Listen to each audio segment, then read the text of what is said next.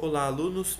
Meu nome é professor Gustavo Meneghetti e eu estou aqui para a nossa primeira aula de Introdução à Economia do curso Técnico de Administração por EAD. Esse é o nosso primeiro módulo de um curso que deve durar 2 meses, ou aproximadamente 8 aulas. Nessa aula, na aula de hoje, dia 18 de agosto, que se estende do dia 18 de agosto até a próxima semana, dia 25 de agosto, o nosso tema vão ser os conceitos básicos associados à economia. O primeiro tópico que vamos abordar está já no nosso slide número 2, chama-se Ciclo da Vida Econômica. O homem trabalha para produzir, produz para consumir, consome para trabalhar. O que significa dizer isso? Que faz parte da natureza humana o trabalho, e que todo trabalho traz consigo algum resultado, traz consigo algum produto, traz consigo alguma produção. Essa produção é consumida. Em algum tempo, em algum período, essa produção é consumida por outros seres humanos ou em alguma linha de produção, em alguma cadeia produtiva, esses produtos também são consumidos. Então, pode ser que ele seja consumido por um consumidor final, que é outra pessoa, outro indivíduo, outro ser humano, ou pode ser que isso que é o fruto do trabalho dos indivíduos, da sociedade, de um grupo econômico, sirva como insumo dentro de uma cadeia produtiva. Então, voltando à sentença, o homem trabalha para produzir, produz para consumir, consome para trabalhar. É o ciclo característico da atividade econômica. Então, guardem isso é o princípio da nossa análise de economia, entendendo o ciclo da economia na sua forma mais básica. O homem trabalha e produz e consome, e pelo consumo volta a trabalhar, uma vez que é o trabalho que gera a renda que permite o consumo da maior parte dos indivíduos. A ciência que estuda essa atividade, os seus fatores e as suas consequências, chama-se economia. Antigamente, no período pré-científico da economia, antes da economia chamada economia clássica, lá no século XVIII, o entendimento da economia era apenas acerca das questões familiares, as questões da casa, de onde se origina o termo grego economos, que fala da gestão de uma casa, da administração dos bens de uma família. Nossa lâmina 3, a gente investiga e conversa agora um pouco sobre um aspecto chamado trânsito de riquezas. Como é que a riqueza, como é que determinado valor, seja ele monetário ou qualquer outro tipo de valor analisado, é transferido de uma mão para outra? Sai de um grupo da sociedade e vai para outro, sai da mão de um indivíduo e vai para a mão de outro indivíduo. Vamos dar uma olhada nesse exemplo que abre nosso slide número 3. No mesmo dia, um colecionador troca o selo com outro. Um garoto pede dinheiro ao pai para consumir um sorvete. Um empregado conta com o salário que acabou de receber. Um comerciante em apuros pede empréstimo com pagamento de juros. Um inventor tenta conseguir capital para produzir uma nova máquina. Todas situações reais, situações hipotéticas aqui nesse caso, mas muito comuns no nosso dia a dia. Desde uma criança que pede dinheiro ao seu pai para o consumo, já que ele não consegue ele mesmo gerar sua renda ainda, ou um empregador que conta com o salário que recebeu ou pede um adiantamento, um comerciante que se vê numa situação mais difícil e precisa recorrer a uma instituição financeira para pedir um empréstimo. Todos esses são exemplos de trânsito de riqueza. Há nesses exemplos uma série de conceitos: troca, consumo, salário, juros e produção. Todos eles são estudados em economia. Na lâmina 4, a gente continua falando aqui um pouco mais da questão do trânsito das riquezas. O uso de alimentos, roupas, habitação, meios de transporte e produtos de higiene constituem um consumo, por meio do qual todos procuram satisfazer as suas necessidades vitais. Necessidades básicas como matar a fome, vestir, morar, ou supérfluas, ou seja, aquelas que não são vitais ao ser humano, como fumar cigarros, tomar sorvete, beber refrigerante, por exemplo, ou beber cerveja. Os objetos e serviços que concorrem para a satisfação dessas necessidades são chamados de bens econômicos, cujo conjunto recebe tradicionalmente o nome de riqueza, ou seja, atenção a esse conceito. A maneira como nós conseguimos satisfazer as nossas necessidades, sejam elas básicas ou sejam elas supérfluas, se dão através do trânsito de riquezas. Acabamos de falar isso com exemplos bem comuns, bem simples, sobre troca, que era o caso do colecionador de selo que trocava selo com outra pessoa, efetuando ali uma troca. O consumo, quando o menino pede dinheiro ao pai para consumir sorvete. O salário recebido pelo trabalhador, com o qual ele conta no dia certo do mês. Os juros que o comerciante deve pagar ao banco por um empréstimo adquirido. E a produção, que é gerada a partir do investimento de um inventor, aqui no caso, que cria uma máquina, desenvolve um método de produção e então passa a produzir algo.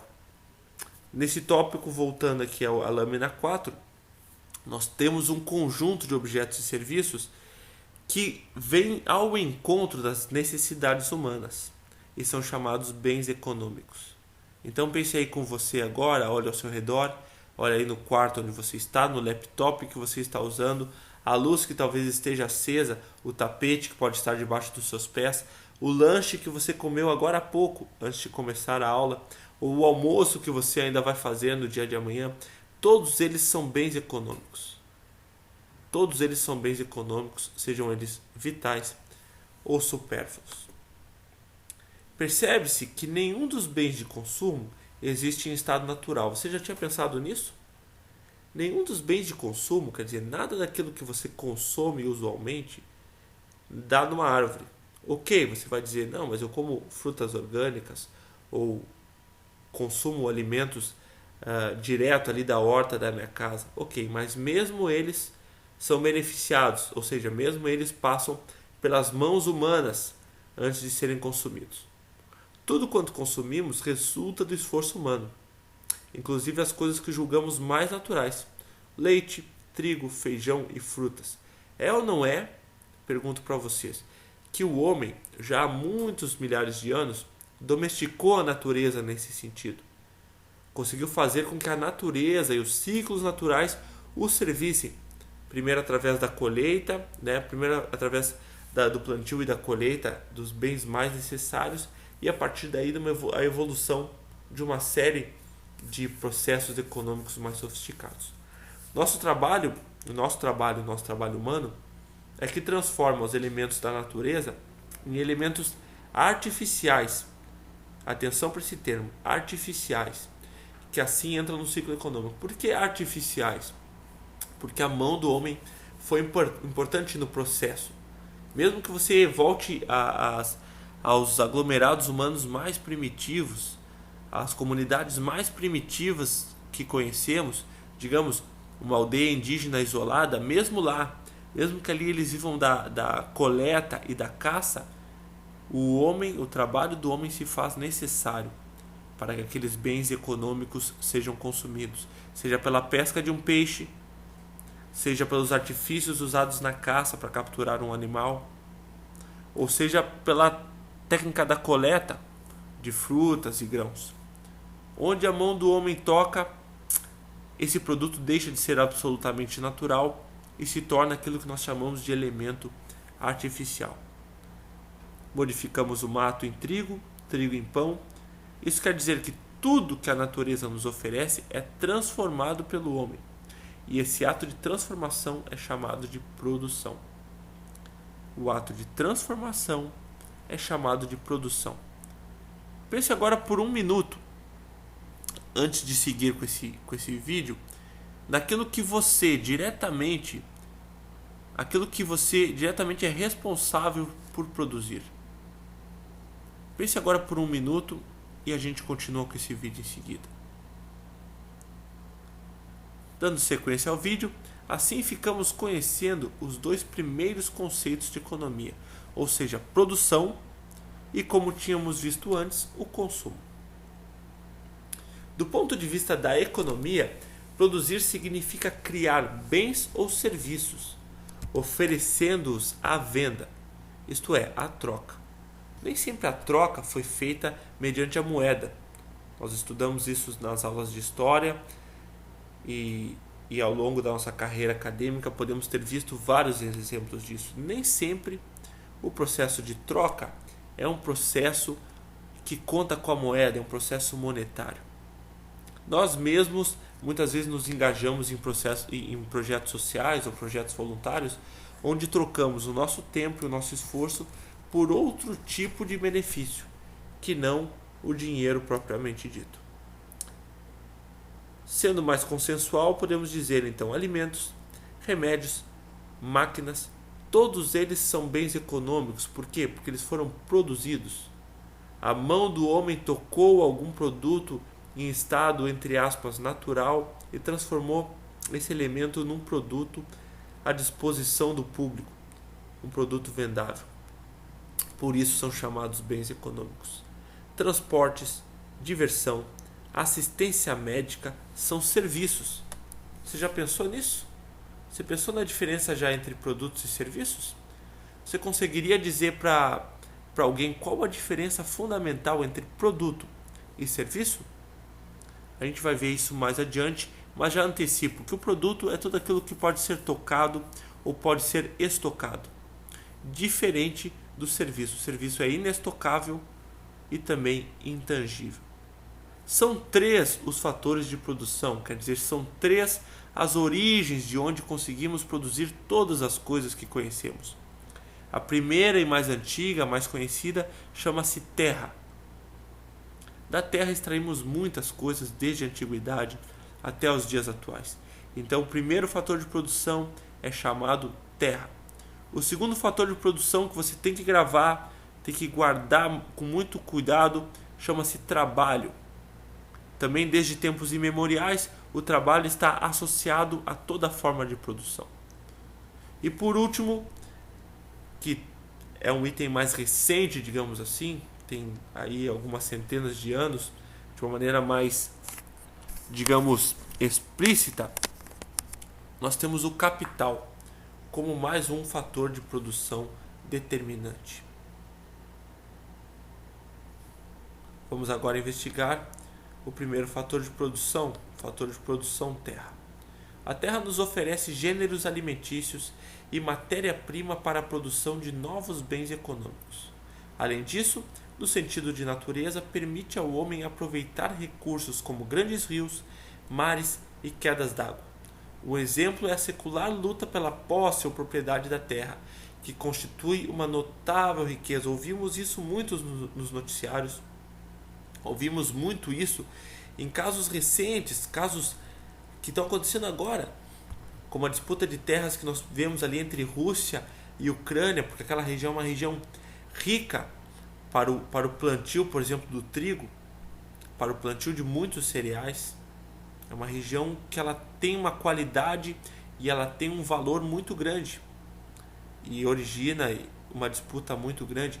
Também é uma disputa imemorial ali na região do Oriente Médio, porque é uma região notadamente importante e estratégica para todo o globo, uma vez que no interior dessa terra há muito petróleo, e o petróleo é um item fundamental para a economia moderna. Então a terra, seja para o plantio, seja para a extração dos seus recursos, é um fator de produção muito importante e que segue sendo valorizado. Segundo fator de produção, o trabalho. Se as necessidades existem e devem ser satisfeitas pelos bens de consumo, os alimentos precisam ser preparados, as roupas costuradas, as casas construídas. Concorda com isso? Nessas condições, o trabalho é o segundo fator da produção. Com o passar do tempo, o homem primitivo percebeu que seus instrumentos, machado de pedra, arco e flecha, não proporcionavam a pronta satisfação de suas necessidades básicas, mas o ajudavam a obter outras coisas de consumo imediato. Por isso o trabalho, e o trabalho organizado como nós conhecemos hoje, o trabalho muitas vezes com uma divisão social, que é um tema que não vamos abordar aqui, mas você é livre para procurar aí na internet, divisão social do trabalho, O trabalho dividido, organizado em setores e criando assim dentro das organizações processos, ela multiplica a capacidade do ser humano. Ela multiplica a riqueza. Então tudo aquilo que o homem se dedica a trabalhar, dali há muita riqueza e é impossível que obtenhamos os produtos com os quais estamos acostumados a conviver sem que haja neles alguma carga de trabalho atribuída. Fator de produção, capital. Assim nasceu o que se chama de capital, conjunto de bens que não se destinam à imediata satisfação da necessidade humana, porém facilitam a produção ou aquisição de utilidades econômicas. O capital é representado, antes de mais nada, pelas máquinas, instrumentos, ferramentas, matérias-primas, equipamentos, terras ou prédios possuídos. É o capital fixo ou imobilizado. Mas também é capital, o dinheiro, ou seu substituto, o crédito. Dinheiro em caixa e cheques ou títulos de crédito formam um capital ativo. Então, atenção, o capital é aquele conjunto de recursos que o homem reúne, o ser humano, o indivíduo, o empreendedor, reúne para que o seu trabalho, o seu negócio tenha andamento. Digamos que alguém resolve abrir uma mecânica. Quais são os instrumentos importantes ali? Todos os instrumentos usados por um mecânico para que os ajustes no carro sejam feitos devem ser adquiridos. Se é necessário um equipamento hidráulico para suspender o carro, para que ajustes sejam feitos na parte de baixo do veículo, também esse equipamento deve ser investido, deve haver um investimento nesse equipamento de maneira que o homem possa executar o seu trabalho da melhor maneira. Pense agora numa fábrica, pense agora num comércio com todo o seu estoque que tem que ser feito antes desse comércio ser aberto para que o produto seja vendido. Pense nos empréstimos, pense no capital de giro que uma empresa necessita, vocês vão ver isso em matemática financeira, lá com o professor Adriano. Pense na quantidade de detalhes que fazem uma empresa, um negócio funcionar. Esses negócios, esses detalhes, se fixos, chamam-se capital fixo ou imobilizado e fazem parte desse grande conjunto que a gente chama fator de produção capital. Da mesma maneira, todo aquele empréstimo, tudo aquilo que é um dinheiro ou um investimento que é fluido, nós chamamos de capital ativo. Oferecer e comprar. Estamos na nossa lâmina de número 10. Todos os produtos são mercantilizados, isto é, postos no mercado econômico da oferta e da procura. Você pode acreditar em mim. Ou nós estamos ofertando alguma coisa, ou estamos procurando por alguma coisa. O tempo inteiro. Mesmo quando você está cansado, já trabalhou tudo que poderia ter trabalhado naquele dia, você talvez esteja procurando por uma ducha quente e uma cama aconchegante. Quando você acorda de manhã, você está pronto para ofertar um dos bens mais preciosos que o homem tem, que chama-se força de trabalho. Por isso, ao longo do nosso dia, no tempo em que estamos acordados, ou estamos ofertando alguma coisa, ou demandando ou procurando são mais ou menos sinônimos aqui, por alguma coisa também. Oferecer um produto para a venda ou colocar à disposição dos outros um serviço é a oferta. Por isso, você que é trabalhador, você que é empresário na área de serviços, você está aí oferecendo um serviço. Você é trabalhador, você está oferecendo a sua mão de obra. Você está ofertando a mão de obra. Você é comerciante, está vendendo algum produto, você está ofertando esse produto. Além, obviamente, da sua mão de obra também, que é a respeito do seu próprio negócio. A palavra procura ou demanda exprime a ação de buscar esses bens ou serviços, cujo valor de troca no mercado constitui o preço. O preço é a medida monetária segundo a qual as trocas são realizadas. A troca, quando indireta, se desdobra em compra, procura e venda, oferta. De novo, o preço é a medida monetária segundo a qual as trocas são realizadas. Isso explica o salário, por exemplo. Ou isso explica o quão caro é determinado bem por ele ser mais raro. Nós vamos ver isso um pouco mais adiante no nosso curso. A troca, quando indireta, portanto, se desdobra em compra e venda. 11. Oferta e demanda são as forças que movimentam a economia de mercado. A microeconomia estuda a oferta, demanda e equilíbrio de mercado. Como dissemos antes, ou o homem está ofertando ou ele está demandando. Isso faz parte da natureza humana. E há um equilíbrio, há um esforço do mercado, há um esforço das organizações, das empresas, dos indivíduos, ainda que inconsciente, há um esforço pelo equilíbrio. E nós vamos estudar como é que isso acontece em aulas posteriores. Mercados. Mercado designa um grupo de compradores e de vendedores de um dado bem ou serviço. Mais uma vez, olhe ao seu redor, pense na sua cidade ou no seu bairro e pense um pouco do tamanho desse mercado. Pense em quantas empresas existem nesse bairro, quantos vendedores trabalham nessas empresas, quantos consumidores atuam nessa região. Quantas pessoas moram ali, vão todo dia ao armazém ou todo dia vão aos seus empregos ofertarem sua mão de obra. Isso é um mercado. Oferta e demanda se referem ao comportamento de compradores e vendedores quando interagem no mercado. Portanto, compradores e vendedores estão sempre interagindo, estão sempre se encontrando no mercado. E ali muitas coisas são decididas, como quantidade e preço. Oferta é definida pelos vendedores. Preste atenção, a oferta é definida pelos vendedores. A empresa, aquele que tem em seu poder o bem ou o serviço, ela é o vendedor e ela determina o quanto deste bem ou serviço estará à disposição dos consumidores. Consumidores ou compradores são quem definem a demanda. Portanto, a demanda, ou o desejo de comprar, o desejo de adquirir um bem ou serviço, é definido pelos compradores. Mais uma vez, oferta é definido pelos vendedores, as empresas. Demanda é definido pelos compradores ou consumidores. Nós vamos desdobrar esse assunto e pormenorizá-lo em aulas sequentes. Produtos relacionados. Bens complementares. Vamos pensar juntos. O que seria um bem complementar?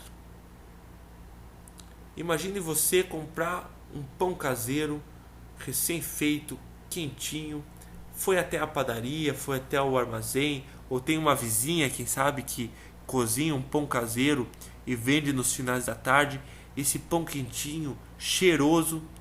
Que tipo de produto o complementaria? Que tal uma manteiga? Ou uma margarina? Ou uma chimia? Ou quem sabe um pouco de mel? Aqui nós podemos dar um bom exemplo então. Dois bens complementares, o pão e a manteiga.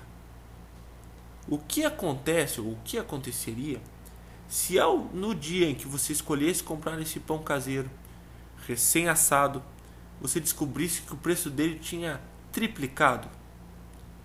E no armazém onde você foi comprar, a manteiga seguia com o mesmo preço, mas o dinheiro que você levou bastaria apenas para consumir um dos produtos. Por isso, o bem complementar, se um dos preços aumenta, se o preço de um dos produtos complementares aumenta, naturalmente a demanda do outro diminui. E, logicamente, prevalece aquele que é o mais fundamental. Então, no caso do pão ou da manteiga, você não compraria apenas a manteiga para comer de colher, mas com certeza deixaria de comprar a manteiga para comprar apenas o pão. Bens substitutos. O que são bens substitutos? Vamos pensar juntos. Muitos de nós pegamos ônibus ou outros tipos de transporte públicos para nos locomovermos de casa para o trabalho, de trabalho para casa, do trabalho para os estudos. Quando aumenta a nossa renda, nossa capacidade de consumo, muitos de nós acabamos escolhendo por comprar um carro ou um outro veículo próprio, de maneira que abrimos mão daquele produto, daquele serviço antes utilizado, que era o transporte público. Agora imagine você, se o preço dos carros despenca de uma maneira muito perceptível aos olhos do consumidor, naturalmente as pessoas demandariam menos o transporte público e passariam a andar mais com seus próprios veículos.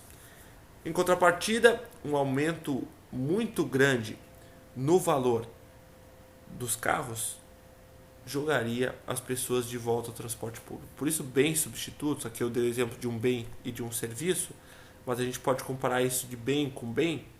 Nós temos dois bens que se substituem.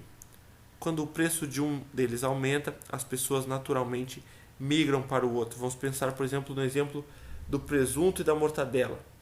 Quando o preço do presunto aumenta, as pessoas migram para a mortadela naturalmente.